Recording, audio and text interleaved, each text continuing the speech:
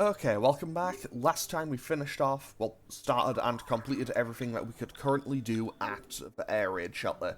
I didn't fight Dark Alice because it would have required hours of grinding, but today we're starting Tatsuya's additional scenario.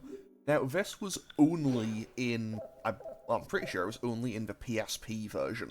So, let's talk to Eagle and start this off with A Lone Shadow, Act 1. Shonan Luna Palace, Shiori Miyashiro's home.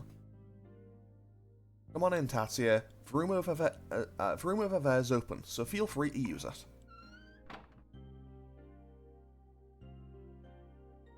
I lived in bachelor housing until last year. I didn't have any privacy at all though, so I splurged and rented this place. It's kind of big for someone living alone, so you came at just the right time. I mean, come on, this is the only place with an open room close to my workplace. We'll carry the living room sofa at your room later, or would you prefer a bed? Oh, and if you want to watch TV, you can use this room anytime. When I invited him into my home, clothes and what few cosmetics I owned were scattered all over.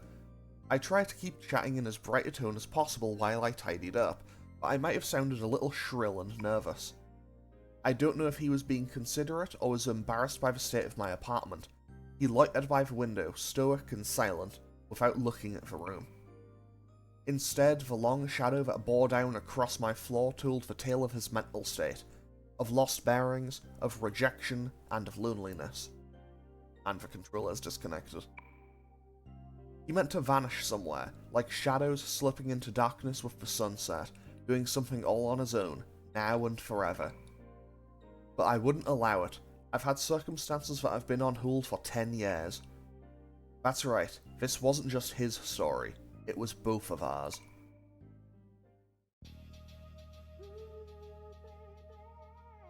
"13 hours and 37 minutes earlier at Club Zodiac."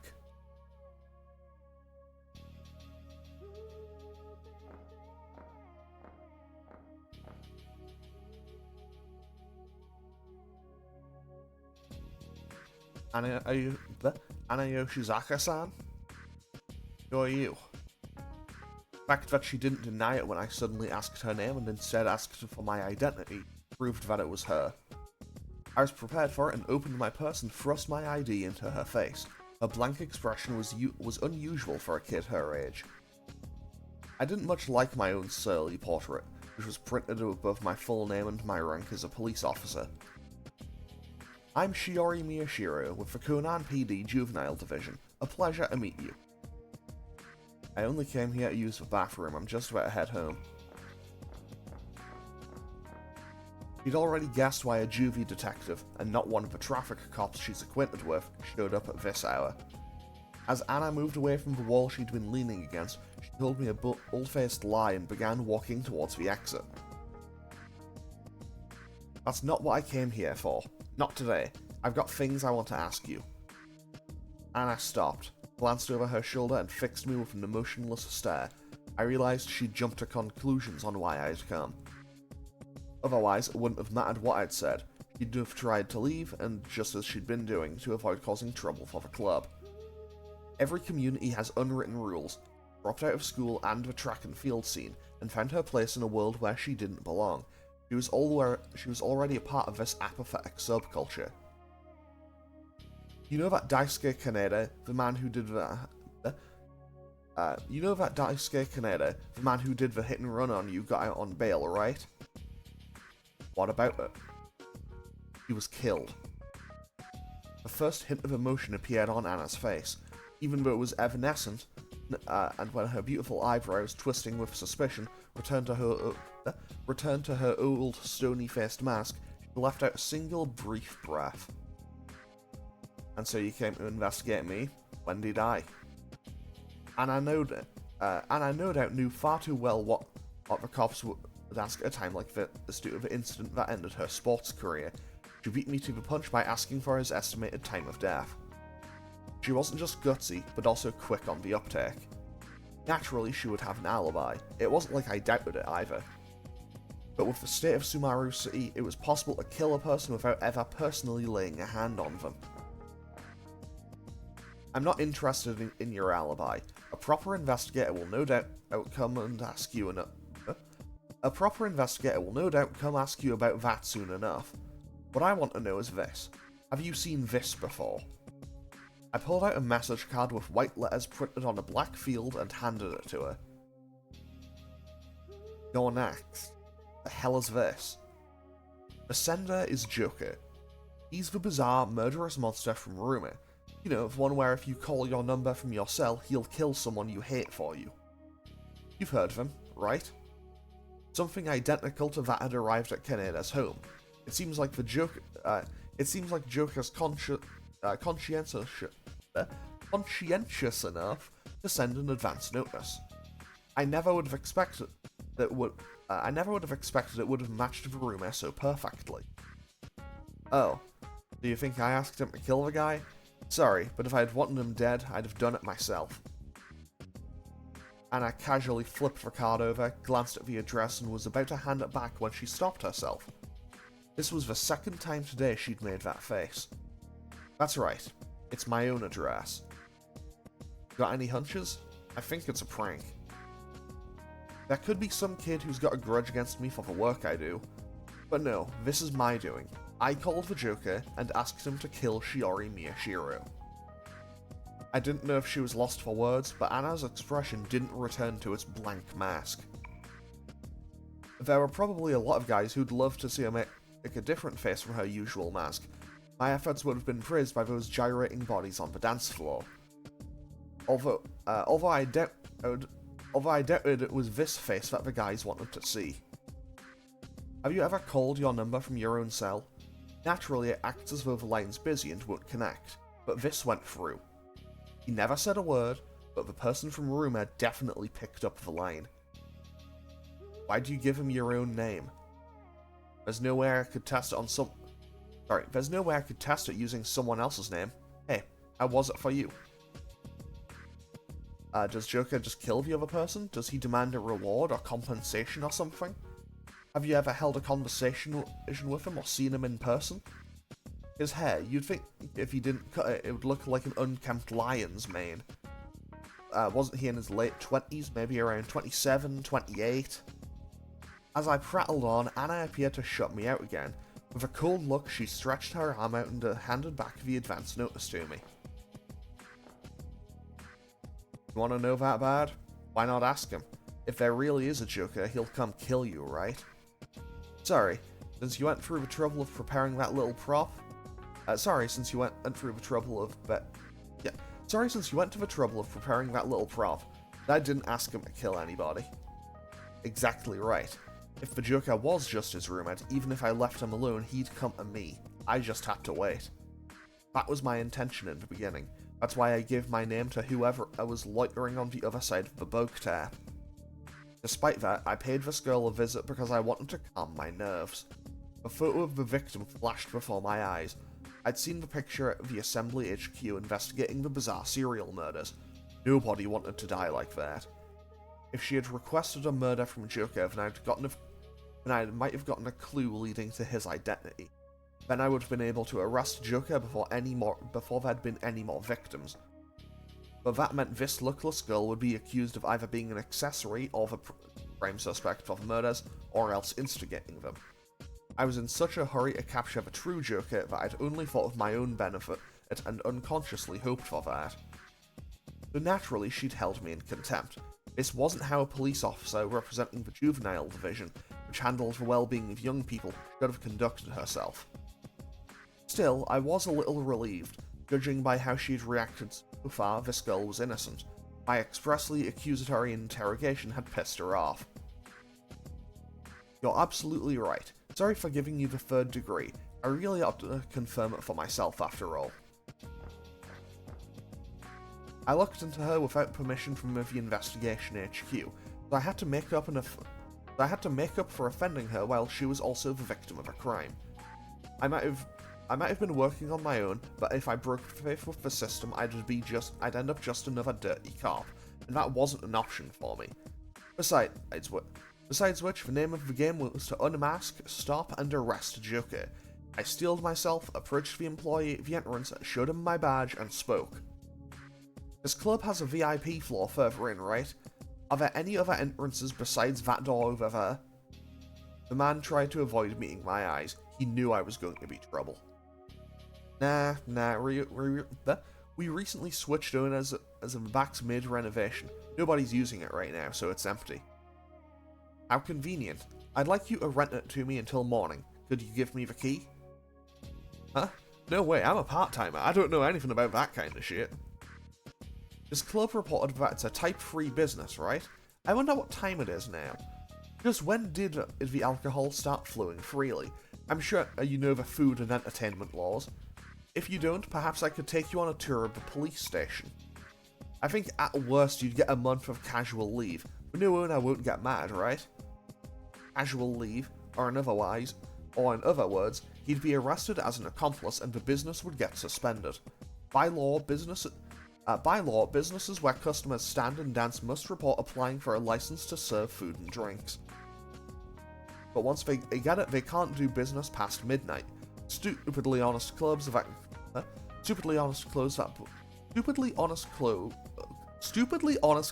close that early aren't popular. 10 out of 10, I'm doing so well with words today. If they want to do business until dawn, they'll need to apply as a restaurant that serves liquor late at night. But if they do that, they can't let the customers dance anymore.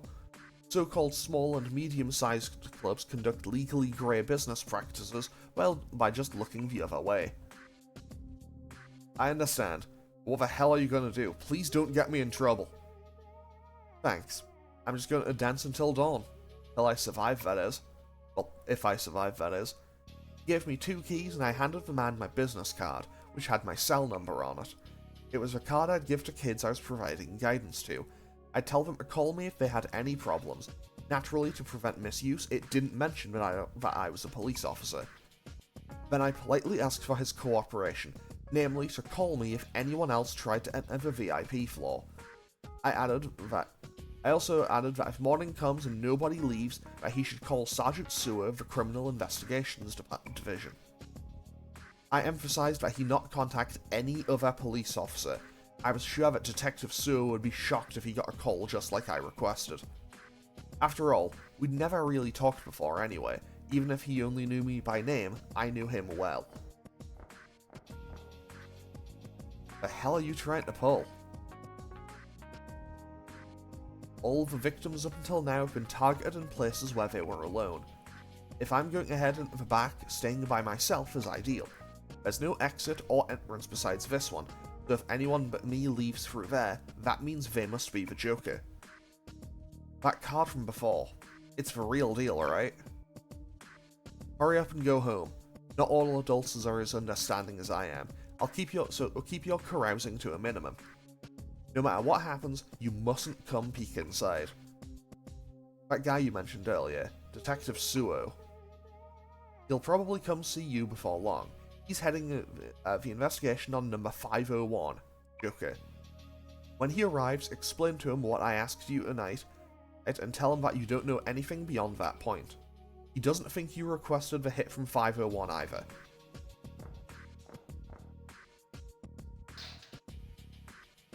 Upon telling Anna that, I passed through the door of the VIP floor. Just in case, I locked the door from the inside. If I were 501, there's no way I'd ignore a locked room mystery of this caliber.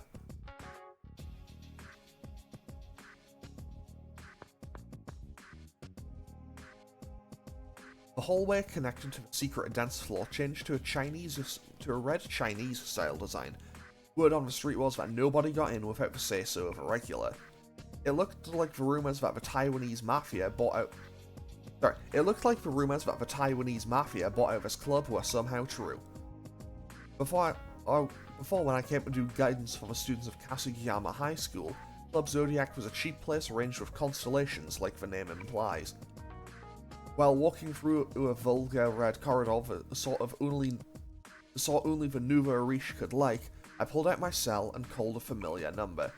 After the 5th ring, someone picked up the line. Just like before, the rumor was true. You remember how I asked you to kill Shiori Miyashiro, right? She's on the VIP floor of Club Zodiac in the Yumazaki ward. That's all I said before I hung up the phone. There was no going back anymore. By the end of the night, I'd know if the rumors were true or not.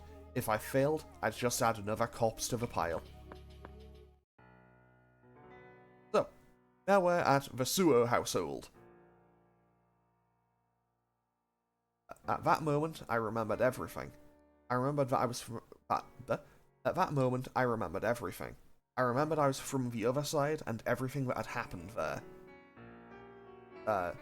Maya, Yukino, Akichi, Lisa, and Jun. We swore we'd never forget each other, and then we were torn apart. My friends watched Maya and me. But other Maya was smiling right before me. Are you okay? You're not hurt, right? Sorry about that, I'm such a klutz. Wait. Have we met somewhere before? We did. Yes, we did. There's no way I could have forgotten, even if you told me to. Absolutely. Back when we were kids, I was always chasing after. That's right. Please now stop smiling like that. Jun and I promised we'd protect your smile. But I screwed up.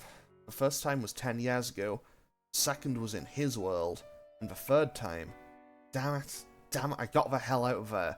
I had no idea what I should do. That's why I shut myself away within the body of the other me, and decided to sleep. If I saw nothing, heard nothing, and felt nothing, then maybe, just maybe, the peaceful days everyone had gained would continue uninterrupted, but there's no way that he would let that slide. You may flee your sins and hide yourself if you like, but you do know what will become of this world, don't you? You marionette strung on the threads of fate, no one can escape the jaws of despair. I'm waiting. In my dream, he left a brand on my right hand, the mark of the sinner possessed by darkness. It dawned on me what was about to happen. People can neither run nor hide from themselves. There was one thing I had to do. If you want my life, I'll give it to you. If you tell me to fall to darkness, I'll do it. But I won't let anyone have their way with Maya, or this world where my friends live. I'm the only one he can do as he pleases with, but I won't go down easy. In exchange for everything I am, I'll burn that scornful, faceless mask and everything else of his to ashes. It's the one and only thing I can do to atone. Suddenly, the cell phone rang. It wasn't my brother. His calls were already blocked without me having to do anything. It looks like this me got along with his brother about as well as I did with mine. The caller ID said it was from Anna Yoshizaka. I knew the me on this side hung out with her, but I'm not really him. I can't respond to her like he would. It rang 10, 20, maybe 30 times before I gave up and took the call. If nothing else, as long as I was temporarily borrowing this body, I figured it would be better to tell Yoshizaka that I can't stay in touch. Tatsuya, you're not hurt, are you? No. Whew, I thought something had happened. I knew that Yoshizaka had been waiting all night for me on this side to show up at Club Zodiac. But she didn't blame me for ditching her or ignoring the phone. She just expressed her relief. The only person she'd talk to like this is the other me.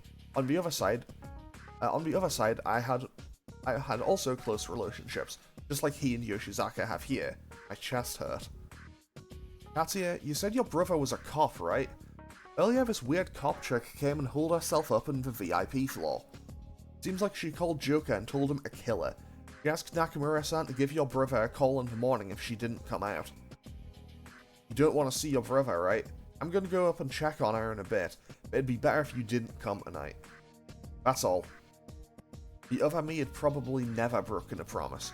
Yoshizaka still believed I'd come, so she went out of her way to get a call so I wouldn't run afoul of my brother on this side.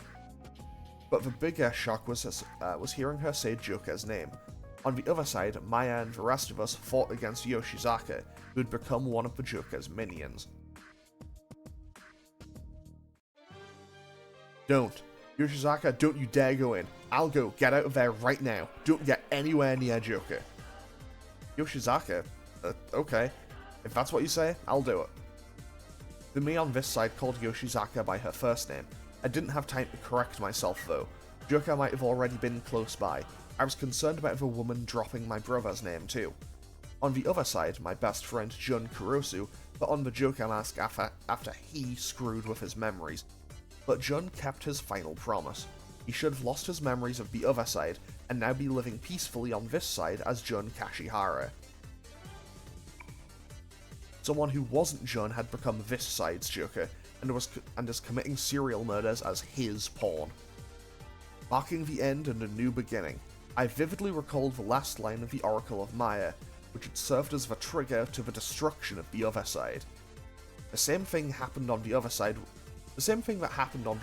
was happening here, but the distortion that he had set in motion over 10 years ago had extended over 2 worlds. He had known from the start what choice we'd make after losing Maya, and how things would turn out afterwards. Gritting my teeth, I grabbed an extra helmet for Yoshizaka just in case, and sped off into the city night on my motorcycle. Fine then, I'll go ahead and tear the slimy distortion he wove into causality to pieces, and then finally I'll rip his throat out. 2 AM, Club Zodiac, Yumazaki Ward.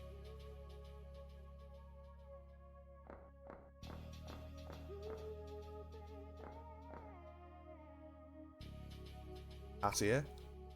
When I reached the club, Yoshizaka spotted me and came running up with a slight limp, a reminder of the hit and run. Why are you still here? Sorry, but...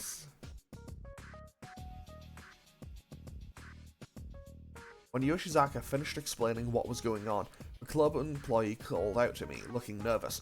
He was acquainted with the other me, Nakamura if I remembered right.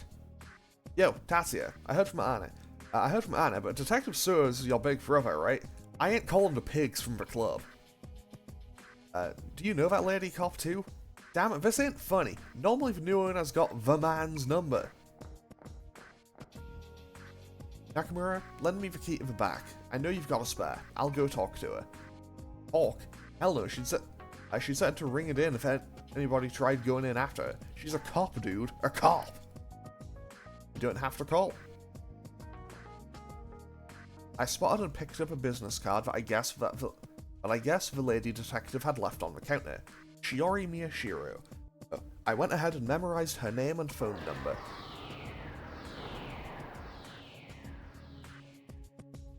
The next instant, the card burned up in my hand and turned to ashes. Was that some magic trick? Nakamura yelped in surprise. Even Yoshizaka, whose expression hardly ever changed, widened her eyes. Still, they wouldn't have been able to see the arm of my persona, Apollo. A key.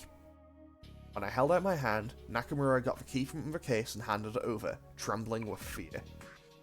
The only spare I got right now is the key for that door. You know there's another door deeper in, right? I forgot the key for that one in the staff room. While I nodded, I grabbed the wooden sword that was crammed into the umbrella stand behind the counter. Given what kind of club this was, the rare brawl would break out between customers. But other me knew Nakamura had prepared it for self-defense, meaning I knew too. Hey, you couldn't be Joker, you couldn't be, right? When I looked up at him, Nakamura shrank away. Don't go spreading weird rumors. If it's the same as the other side, that'll cause problems. The other side? What the hell are you talking about? You're freaking me out, man. I paid Nakamura no more mind, but when I tried to head for the VIP floor, Yoshizaka blocked my way. You've been acting kinda weird lately. Are you really Tatsuya? Women really are sharp. She was half right and half wrong, but then it was natural for her to have suspicions. The other me would have dealt with them better. He'd even joked around with her before, tried to get Yoshizaka a laugh with some lame impression. Not like me. That's why Tatsuya doesn't do his impressions of like jet fighters and motorcycles anymore. A shame, really. It was extremely unlikely that I'd get Yoshizaka to move until she got an acceptable answer. Nothing for it, I decided to tell her the truth. I'm me. Do I look like anyone else to you? On the other side, I had a scar on my back, carved there by Pseudo 10 years ago. The other me wouldn't have it, or at least he couldn't. I was borrowing the body of that me. She wouldn't know about any scar on my back as long as I didn't show her. This side branched off This side branched off by erasing the fact that me, Maya, Akichi, Lisa, and Jun met 10 years ago. Me and Maya never got attacked by Pseudo either. But lately, ever since I started to take control of it, scars have started appearing on this body too. It's an omen that the other side is in the process of encroaching on this side. Without replying, Yoshizaka bored her eyes into mine, and she was tall for a woman, but I still had a head on her. She couldn't tell if I was a different Tatsuya on the inside. Could she? What are you going to do, as I said? Go home already, or things get any worse. Yoshizaka averted her eyes. Is someone really gonna kill her? I said some awful shit to her. I didn't know what she said to her, but Yoshizaka didn't need to worry about this.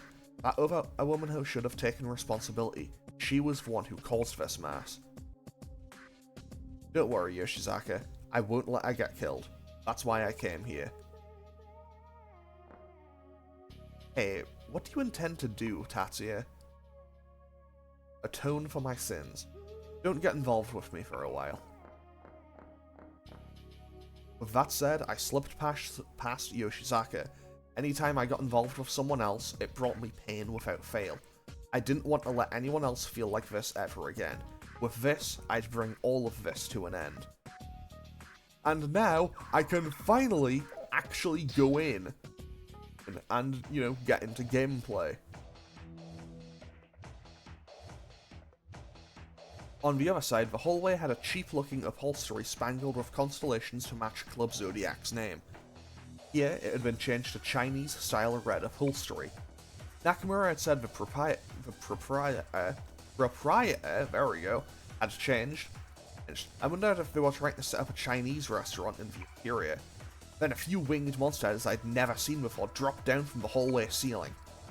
They weren't altogether hornets, nor crabs, nor ants, nor vampire bats, but creatures unpleasantly, horrifically eerie. If I wasn't awakened to my persona, just looking upon them might have driven me mad and sent me screaming from the room.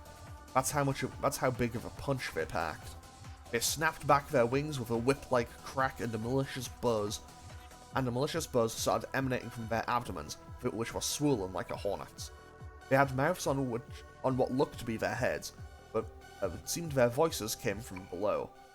I couldn't quite pronounce it correctly myself, but I heard noises like Biyaki or Biakai and Lala Hastur. At any rate, they were probably his bright idea. This meant there would be demons past this point. You're telling me to do a warm-up, huh? Sorry, but I'm not going to waste my time swatting flies. Get out of here now. When I grumbled that to him, who was watching from somewhere, they made that grating la-la noise from their abdomens simultaneously, then flew with incredible vigor through the narrow hallway at me.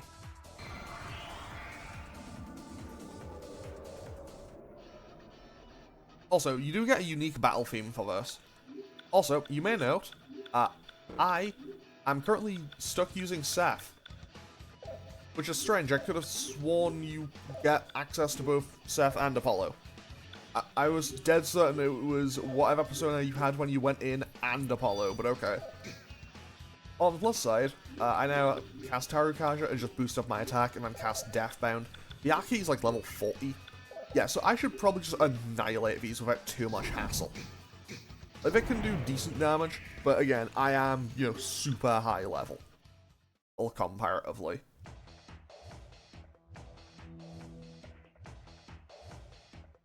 When they died, the monsters foamed violently like dry ice. Then they vanished, leaving behind a nose-twitching stench. I couldn't afford to drag my feet here. I needed the other key that Nakamura forgotten the staff room in order to enter the VIP floor further in. It'd be easy to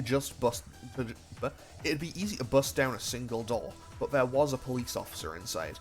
If I made a show of busting up the club, I'd get Nakamura in trouble, and the other me would get accused of a crime he wouldn't remember committing. I wanted to do this as carefully as possible. I ran in, heading for the staff room.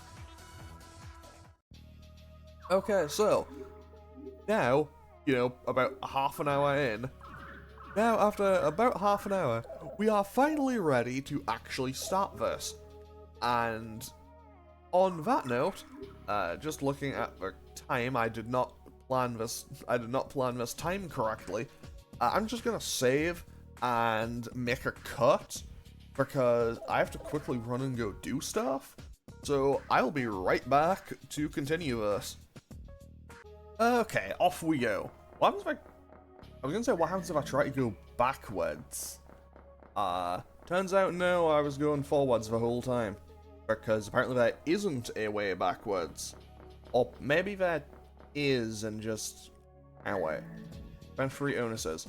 Oh, it's because my inventory is full. Basically, I have 99 onuses, so it won't let me pick up the rest of them. I can just leave, apparently. Okay, interesting. I'm not going to, but, you know, now I know that I can. Realistically, I probably should have brought a persona that can... That explains why I wasn't running into anything. However, this also means I can just breeze through this. Actually, hold on. That makes this entire thing so much easier. I just didn't think about that at all. I can just breeze right through here without any real thought or concern. I'm not going to, because I feel like that would be a little bit unfair.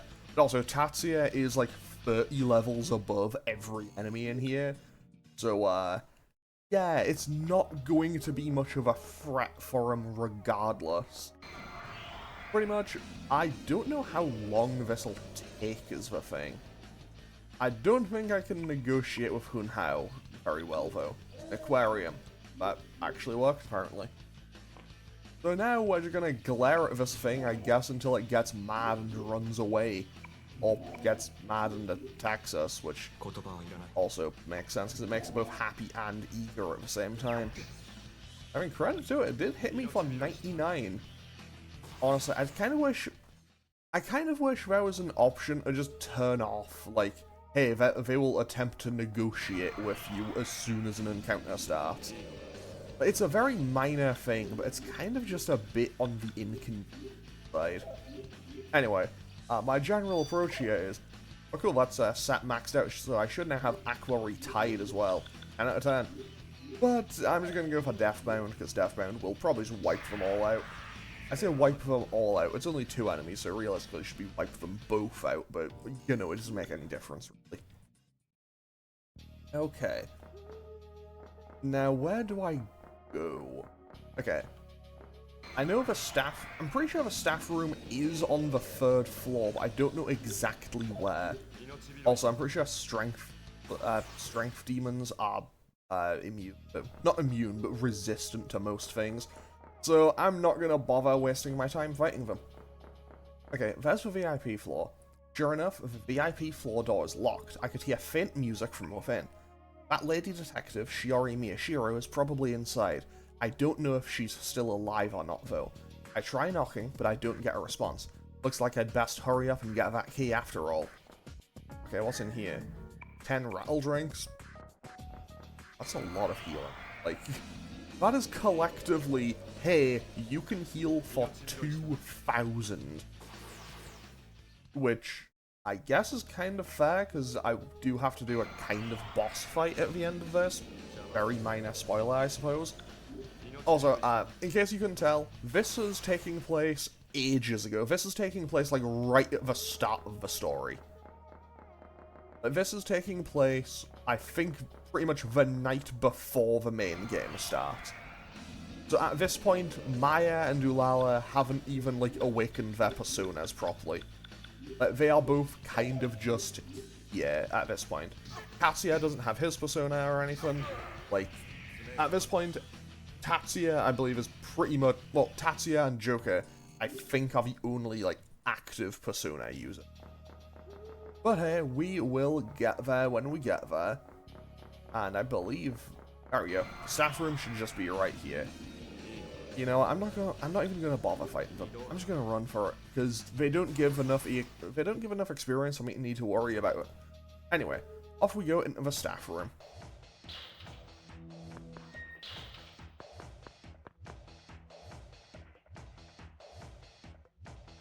This too was unquestionably a secret room, but Shiori Miyashiro was nowhere inside.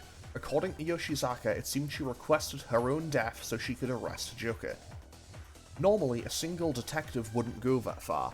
It also concerned me that she forbade contact with any police officer besides my brother. There must have been something else going on. Could it have been that there's some connection between the police and Joker?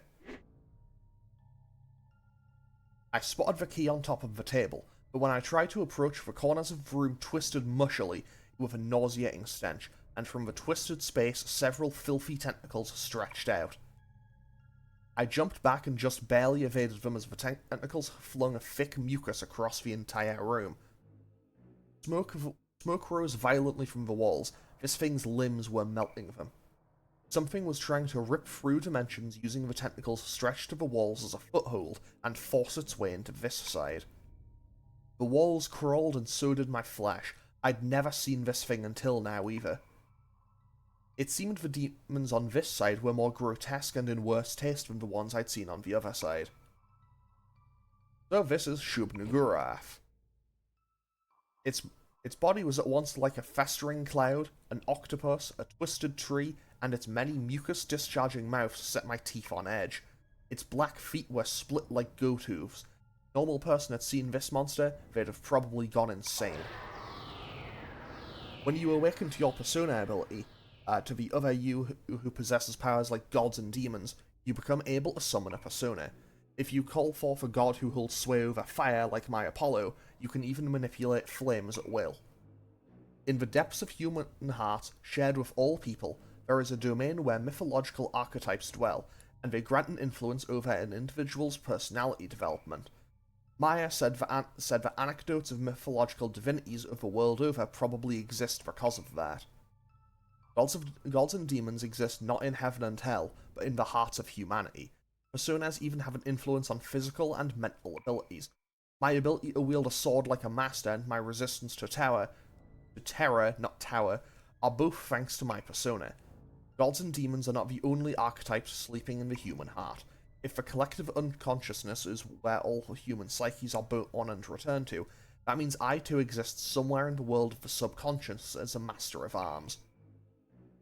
But neither you nor I belong on this side. Go home. If I didn't settle things fast, I'd suffocate on this thing's stench and the reek of the burning walls. I might have been a persona user, but if I couldn't breathe, I'd die. Okay, now we get to fight Shub-Niggurath. But considering the fact that we're fighting it as a regular enemy in dungeons now, let's just say this thing isn't going to be too much of a threat to me. So let's just power up with Tarukaja because we can. Chaos Element doesn't do anything because we nullify darkness. And then we can just go for straight slash and see how much we do. Oh, that's a gnarly one-hit kill. I'll just do a regular attack. Well, no, it did the same move again, whatever. And we got a Scorching card and 5,000 experience. Very nice. And now we should have the key. There we go. The second I managed to kick that pseudo goat out of this world, I grabbed the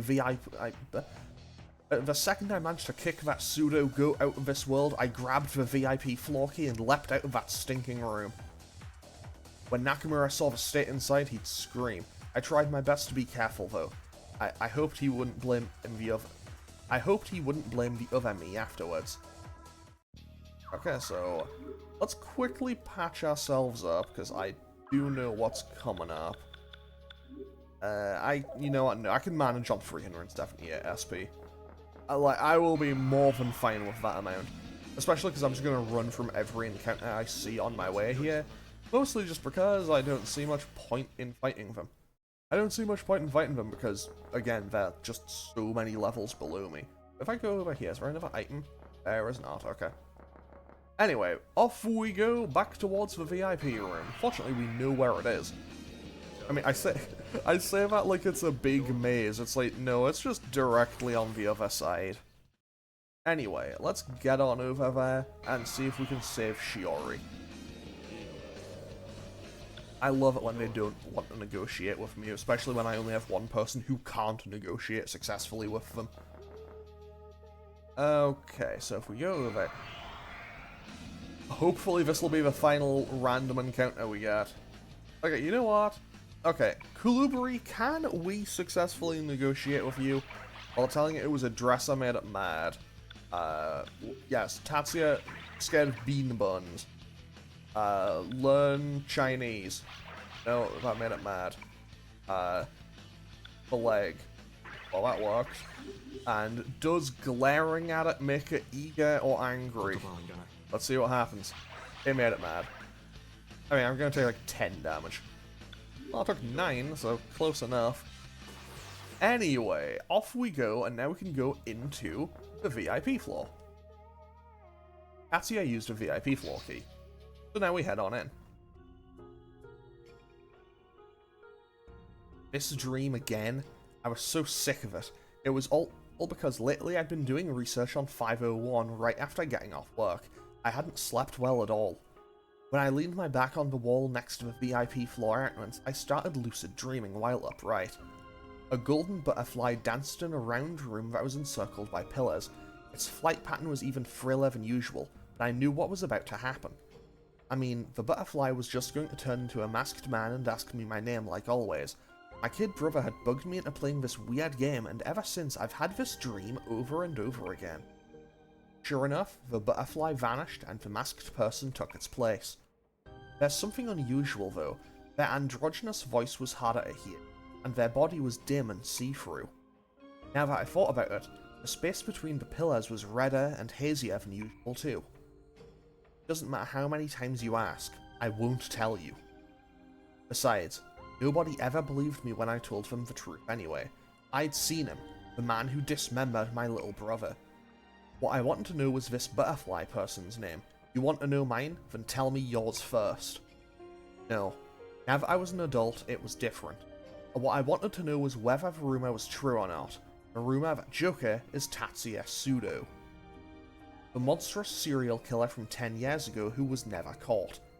Becoming a police officer let me figure out that the culprit was Tatsuya Sudo, son of Tatsuzo Sudo, the incumbent Minister of Foreign Affairs. I had no proof though. In which case, I'd just have to prove that the culprit from back then and Joker were one and the same, and just as rumour said, and then figure out where he was. It had taken me 10 years to get to this point. My dream and my memories had gotten all mixed up. Just then, I heard the door unlock and the knob turn. I drew my P230 JP from my backside holster, pulled back the hammer and disengaged the manual safety. The trigger would be lighter this way than if I'd just released the safety and shot using double action. Ever since the Investigation Bureau for 501 was formed, the order for all officers to be armed had been officially given to the Juvenile Division, a cooperating jurisdiction.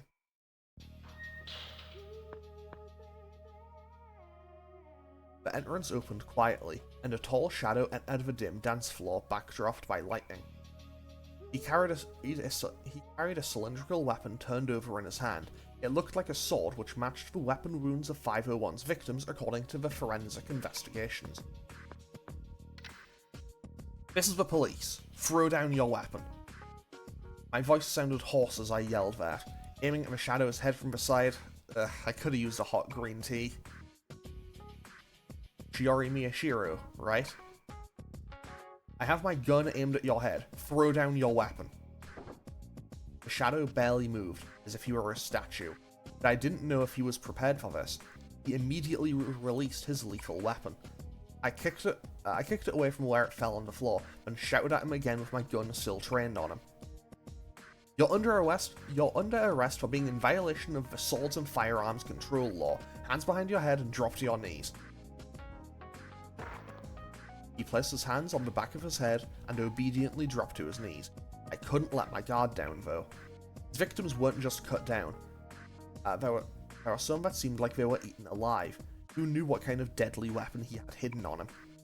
He showed even the slightest sign of resisting. I intended to gun him down without hesitation. Japanese police officers can't do shooting practice beyond 36 bullets worth a year, so it's difficult for us to hit a moving target. Not to mention, there's no way you could stop homicidal maniacs and junkies with a single 32 caliber bullet. Or .32 caliber bullet. I don't know how bullets work, to be honest. Overseas, there's a controversy over whether even a 9mm caliber bullet would have enough force. I mean, there is the statement that everyone's bulletproof up to 9mm. I don't know if that's true. Honestly, I don't want to find out personally. Of course, there's probably a problem with using excessive force. The truth is though, I wanted 501 dead. He was clearly the culprit. Even if I secured him, he'd receive a non-indictment due to being of unsound mind, get institutionalized, and if I was unlucky, be back on the streets before a few months had passed. He'd leave free as a bird, without anyone asking what his crime was.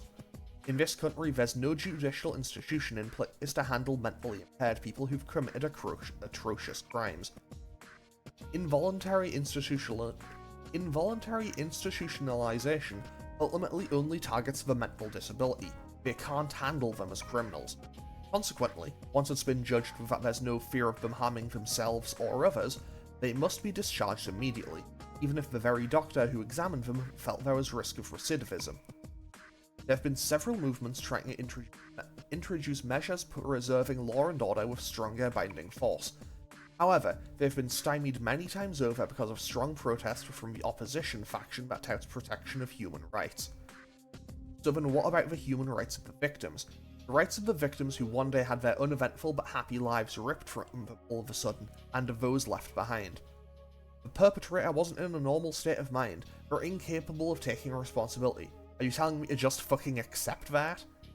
My loved one's life and future were unreasonably stolen, and the man responsible gets protected in the name of human rights?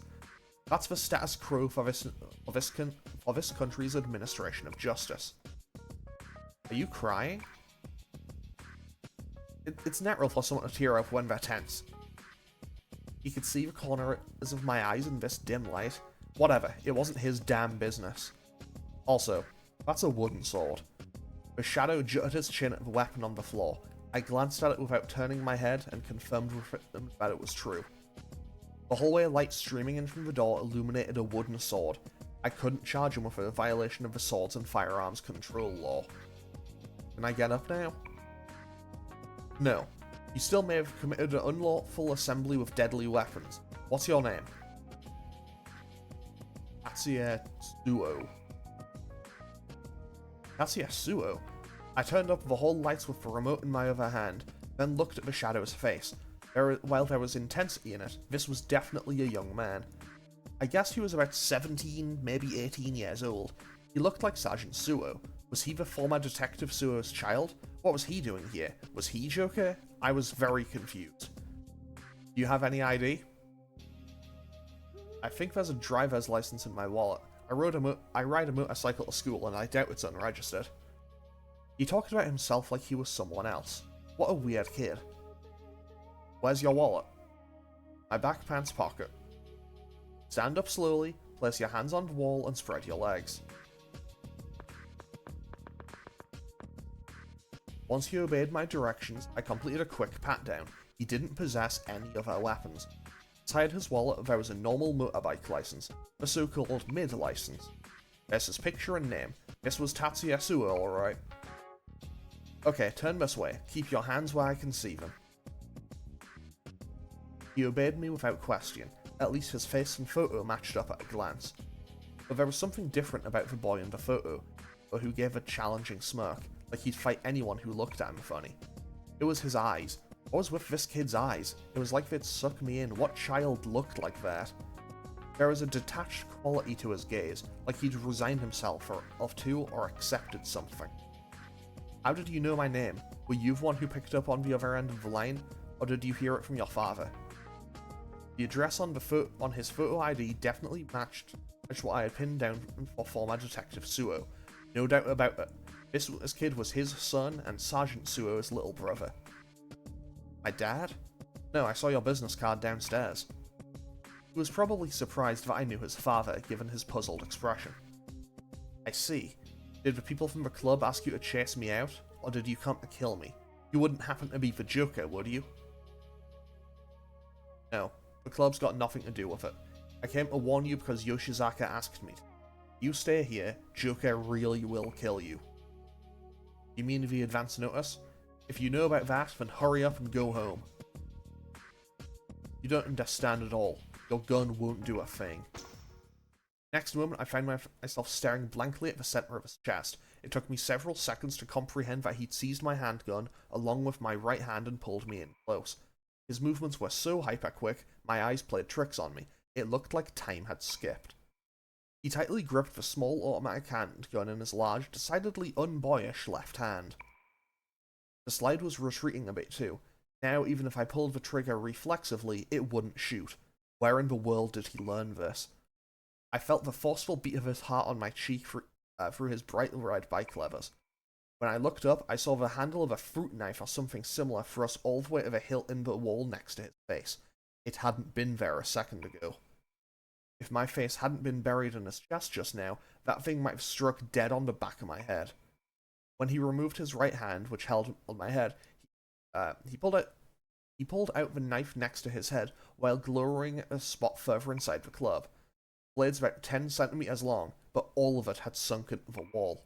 The physical strength of the person who threw it was impressive enough, but this kid who casually pulled it out was amazing too. How long have you been there? From the start, dumbass!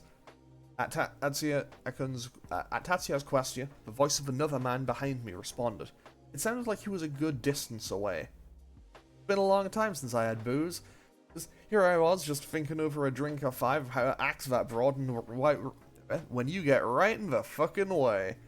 The voice's owner? 501. It seemed that until this boy came, I'd been alone with him in the dark.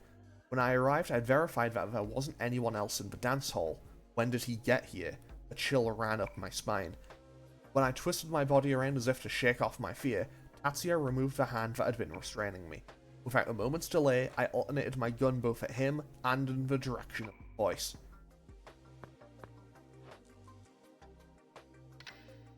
Neither of you move. Throw down your weapons. Tatsuya didn't so much as glance at me. I too kept my aim and eyes fixed on the man further in. 10 years had gone by, but he looked exactly the same. This was no doubt the man. The boy who'd stood next to Takiya's cruelly mangled corpse. His unforgettable, crazed smile. I knew he was 501. Tatsuya Sudo, I finally found you.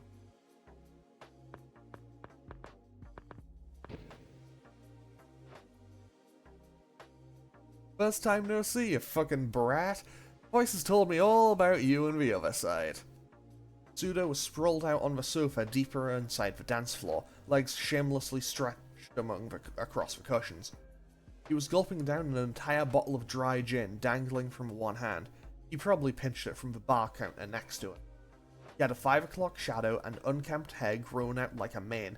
He was wearing nothing but a coat on his shoulders on top of a patient gown from some hospital somewhere. What a freakish outfit. He was carrying a cylindrical weapon in his left hand. It was unsheathed Japanese steel. I could arrest him in flagrante delicto for this alone. Tatsuya walked right up to Sudo without a trace of fear. At some point, he picked up the wooden sword that I knew I'd kicked away. He was next to me this whole time. How had he picked it up? Flustered, I hurried after him. So you're the Joker on this side. Tatsuya Sudo. Seems like something he'd do. These two clearly knew each other, but Sudo said this was the first time. What did they mean by the other side? Who did they mean by he? Was it supposed to be Tatsuya Sudo, the subject of all those unsavory rumors? I'm a stand-in, you know? Stand-in. Just till the real one graces me with his awakening. The real Joker ain't me. You know that best of all, though, wouldn't you? Yeah. Gun isn't a filthy murderer like you. You're Tatsuya Sudo. You can't just take Joker's place. Yeah, true. He ain't got an ugly mug like me. Thanks for the tip, you fucking brat. What I need is a mask. Joker's mask. Sudo had a vulgar snicker and gulped down the rest of the bottle. The booze that spilled out of his mouth tracked down his throat and drenched his blood-stained hospital gown. The one gracing him, Joker's stand-in. What in the world did they know that I didn't? Sudo, it's not too late. You can still start over. Don't listen to his voice any longer. Start over? I don't know what the hell you're talking about, but even 10 years ago this piece of shit killed a whole lot of people. You can't bring the dead back to life. A detective shouldn't say anything like that, but right then all I could do was scream it out. It didn't matter if he did turn over a new leaf, it wouldn't bring Tatsuya back. Tatsuya glanced back at me with a slightly shocked expression. You know that thermodynamics first law thing? It's all heat and energy. There's only so much of it to go around, and you can't change what all you got. Get it? There's a fixed volume of energy in the universe, and it's just all got a different form. That's how it is. This fate shit's just the same. You got one guy who gets to be happy, so another guy's gotta be unhappy to make up for it. Like the meals you eat, right? You throw away what you can't polish off, right? In return, some asshole starves to death somewhere else in a world. Ah, I get it now. The voices are amazing. Voices that brought what's kid brother? He was your stand-in. My stand-in? That day you little shits changed your fate and ran off with your titles to he got axed by me in your stead. You get it, right?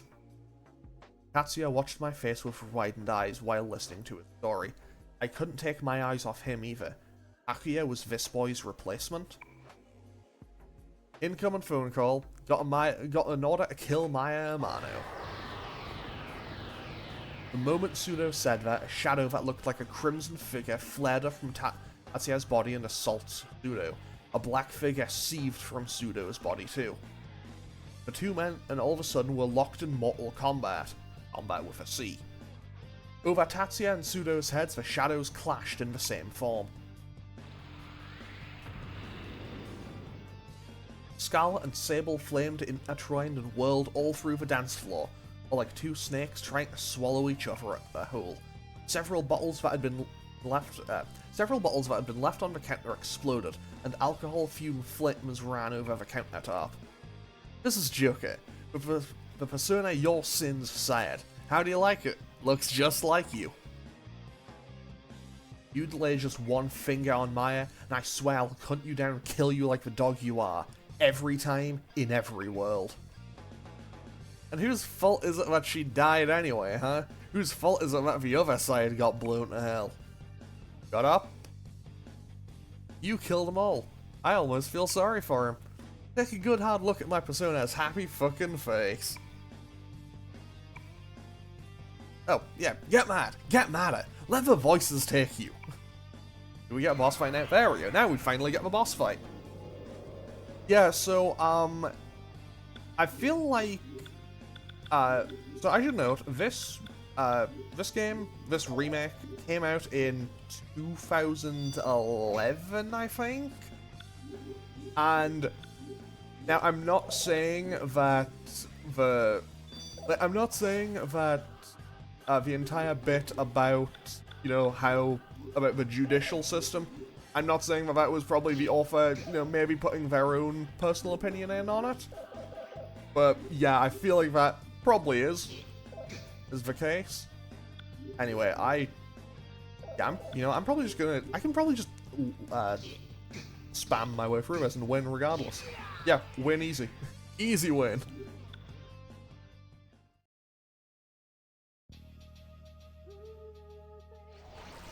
And with that, he just disappears. The charred dance floor was choked with smoke. Tatsuya stood in the center with slumped shoulders and let the water gushing from the sprinklers strike him. Pseudo's sword, thrust into the floor in front of me, brought to mind a grave marker. In the rain, he was a solitary silhouette, reminiscing on a lover lost a long, long time ago. A lone shadow. It struck a desolate figure, like something torn from a movie by that kind of title. Maybe the fury I'd caught a glimpse of a moment ago had been a dream. The flames had already been extinguished, but no fire alarm had gone off.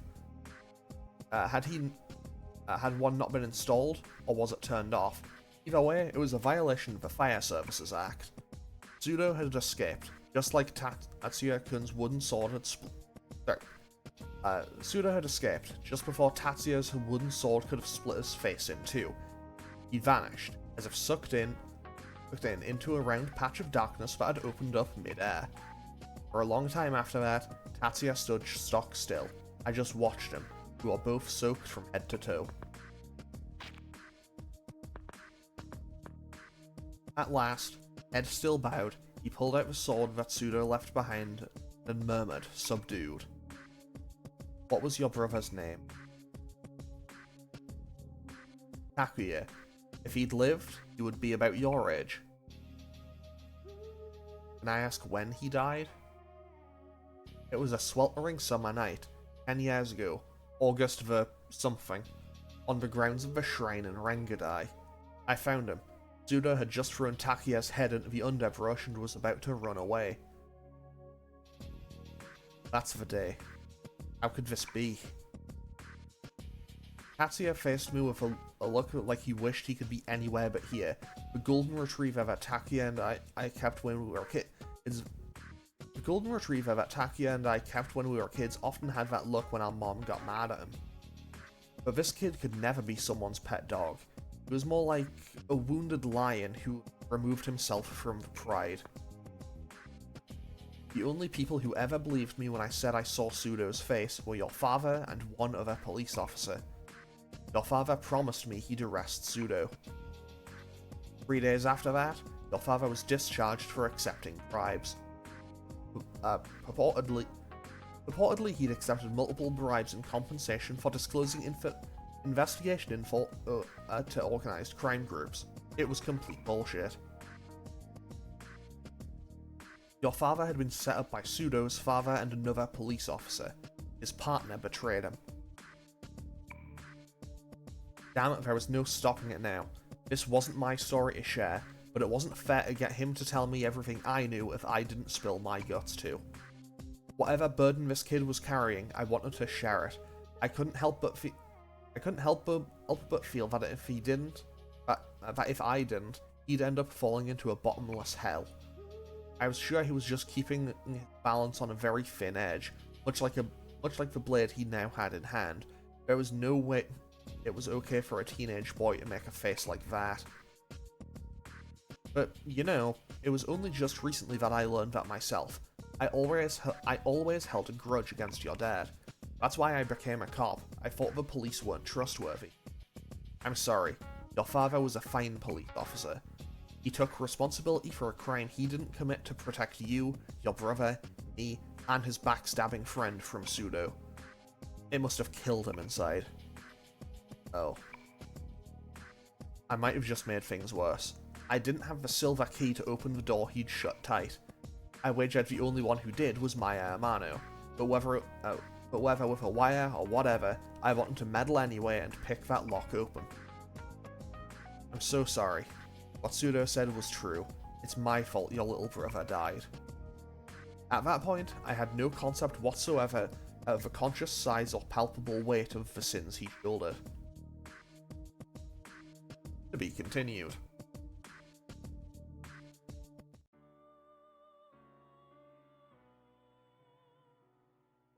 Welcome back. How was your trip? Perhaps you have come to understand Master Tatsuya's suffering a hair more. I will keep the memory shard in my care, so in the event that you would like to review it, please let me know. Thanks, Igor. Greatly appreciate it. Okay, so, with that is Alone Shadow Act 1 complete. So I'm going to end off today's episode here. Next time we'll be doing Alone Shadow Act 2. I'm kind of hoping it's slightly less dialogue intensive, because I think I had like 10 minutes of game and like 50 minutes of talking there. And yeah, anyway, whatever. I'm going to end off today's episode here. As always, feel free to leave a comment or click any buttons down below if you feel so inclined, and I will hopefully see you all on, I believe it's a Wednesday, where we'll be doing Act 2 of Alone Shadow. Okay, thanks for watching. Later.